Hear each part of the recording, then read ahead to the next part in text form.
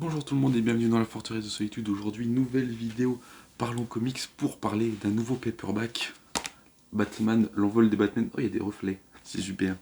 Batman, l'envol des Batman de James Tynion de Forth et mon cher Eddie Barrows et Alvaro Martinez Bueno. Alors je tiens à préciser déjà deux choses. Eddie Barrows là-dedans fait du dessin qui est extrêmement beau. Et de deux, Alvaro Martinez Bueno n'est pas ancré par lui-même, donc ce n'est pas les mêmes traits que dans The Nice House. Moi qui est en train de me dire, oh je vais avoir le même dessin que dans Nice House, non. C'est pas lui qui fait son ancrage, donc le trait est plus comics normal et pas indé. Et pour parler d'Eddie Barrows, eh ben, j'ai l'impression que alors déjà, je crois, il me semble que cette page-là, ça doit être du Alvaro Martinez Bueno. Et du coup, de Jameson, je crois ici, oui, je l'ai dit, James Allen de Forth, ou James Allen 4, qui dessine, qui scénarise n'importe quoi. Et du coup, on a du Eddie Barrows, hop, là, par exemple, du Eddie Barrows, qui fait du dessin qui est tout simplement incroyable. Ce qui me pousse à dire que son encreur, Hébert Ferreira, qui est du coup le même que sur le Superman tome 2, a pété un câble entre temps et a décidé de faire de l'ancrage un peu comme il avait envie, parce que là, l'ancrage est complètement incroyable, et Eddie Barrows fait du très bon taf sur les dessins. Donc je pense que c'est plus un défaut d'encreur que de dessinateur là-dessus, mais ce n'est qu'un point de détail, je tiens à le souligner. Eddie Barrows fait du très bon taf là-dessus, tout comme James Tynion de Forth, James Tynion 4, qui nous fait, et du coup, est-ce que je vous ai montré ici, c'est bien du Alvaro Martinez Bueno. Donc vous voyez, ce n'est pas du tout le même dessin que dans les Nice House. Donc ne vous attendez pas à voir le même trait, vu que c'est pas lui qui s'ancre. C'est un autre encreur, du coup, qui fait quelque chose de beaucoup plus classique, mais qui va très bien pour ce tome-là. Alors du coup, alors je vous l'ai montré vite fait, là, ça date de 2016 puisque c'est la période Rebirth, et là-dedans on a la série Detective Comics des 934 à 940 et 943 à 949 qui sont du coup l'équivalent des tomes de Batman. Alors comment c'était Batman Detective Comics Rebirth, tome 1 et 2, qui sont publiés là-dedans.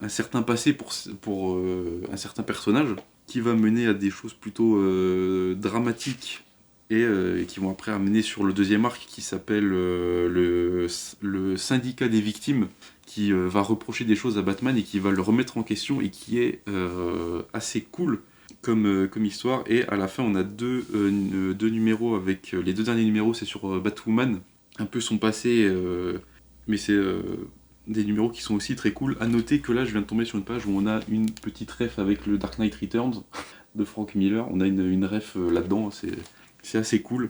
Et voilà, y a pas grand chose à dire. La partie dessin, ça je vous l'ai déjà montré, c'est du très bon. Et l'histoire aussi, c'est du très bon. Puisque déjà, pourquoi j'ai acheté ce paperback?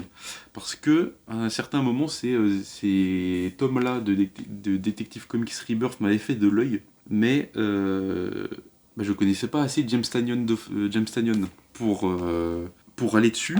Et du coup, je m'étais résigné à non, je vais pas les acheter.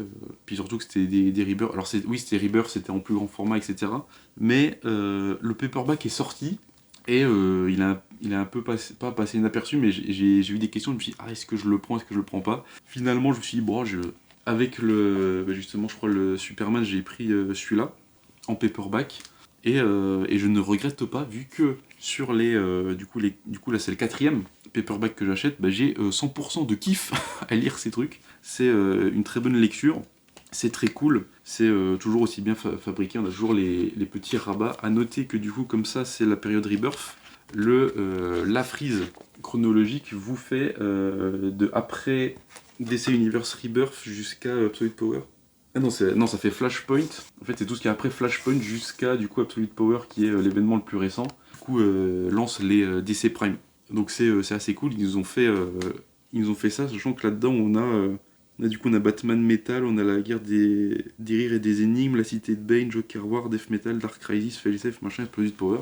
Je sais pas s'ils vont éditer beaucoup de Rebirth là-dedans, mais en tout cas, moi, si je n'ai qu'une chose à dire à Urban, c'est éditer la suite en fait, parce que c'est beaucoup trop bien, sachant qu'il me semble que les autres tomes en cartonné ne sont plus trop dispo, donc moi, si vous voulez déjà lire quelque chose de bien, lisez ça. Si vous voulez lire du Rebirth, lisez ça. Si vous voulez découvrir ce qu'a fait James Tynion chez DC, lisez ça. Et si vous voulez encourager Urban à publier la suite, achetez ça et lisez ça, quoi. Vu que c'est très très cool. Ça prouve que James Tynion a un vrai talent de scénariste qui n'était pas approuvé déjà avec Nice House, vu que c'est phénoménal. Mais je découvre que le gars est aussi bon en super-héros, vu qu'il a fait ça avant Nice House. Donc voilà, donc moi j'espère que la suite arrivera. Et de toute façon, si la suite arrive, ce sera dans ma bibliothèque et ce sera sur la chaîne. Mais moi je vous encourage à lire ça. C'est très très cool. De toute façon, ça se finit plus ou moins sur un cliffhanger avec la fin du dernier épisode. Donc j'ai envie de lire la suite et j'espère que ça sera édité. Et surtout, j'ai aussi pris ça parce que je voulais lire du Batwoman. Non, du Batwoman qu'elle a.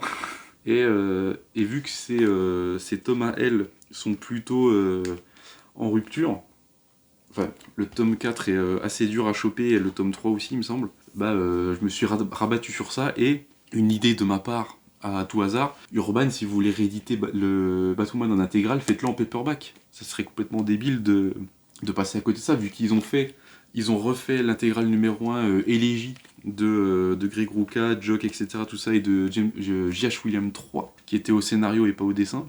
Si vous voulez rééditer du Batwoman, faites-le en paperback en fait. Vous nous faites comme les No Man's Land, vous nous faites soit un gros pavé de 700 pages, soit deux de 300-400 pages, et ça prend pas de place parce que ça fait 300 pages et c'est minuscule. Enfin, c'est minuscule. C'est la taille d'un tome d'Absolute Power, un peu moins quoi. Ça fait 300 pages et ça prend quasiment pas de place. Donc moi je vous dis ça, Urban, si vous voulez rééditer du Batwoman, faites-le en paperback avec ce. Ça serait nickel. Sachant que là on n'a pas de tome 1, vu qu'ils mettent que les. Il y avait que No Man's Land, je crois, pour l'instant, où il y avait tome 1, 2, 3, vu que c'était un gros arc. Mais du coup, ça, c'est pas numéroté comme les Geoff Jones. On a Green Lantern Renaissance, la guerre de Sinestro, et après on a la rage des Red Lantern, il me semble, le 3e, qui va sortir en décembre, qui ne sont pas numérotés, il me semble. Donc voilà. En fait, il faut juste regarder si c'est le même auteur. Et là, et si c'est la bonne année, parce que là, c'est 2016, donc je pense que ça sera 2017. Voilà, c'est un peu de gymnastique, mais vous avez juste à suivre les années. Il n'y a pas de lézard. De toute façon, si vous allez en librairie, vous avez le précédemment publié là-dedans, et puis vous avez juste à regarder si c'est bien la suite de ce que vous avez chez vous. Mais sinon, il y a les youtubeurs qui sont là pour ça, donc pas de problème. Mais du coup, moi je vous encourage à lire ça, c'est très très cool, c'est 25 balles, c'est du paperback, ça encourage Urban à publier la suite et à nous faire plus de paperback, parce que pour l'instant, c'est du tout bon sur la collection quand même. C'est du tout bon, fabrication, récit, machin. Moi, je valide, c'est complètement fou et j'irai sur la suite si c'est publié, j'espère. Et voilà, et du coup, moi, je vous dis à bientôt dans une prochaine vidéo Actu Comics. Et moi, je vous dis, n'oubliez jamais de lire sans concession. Ciao.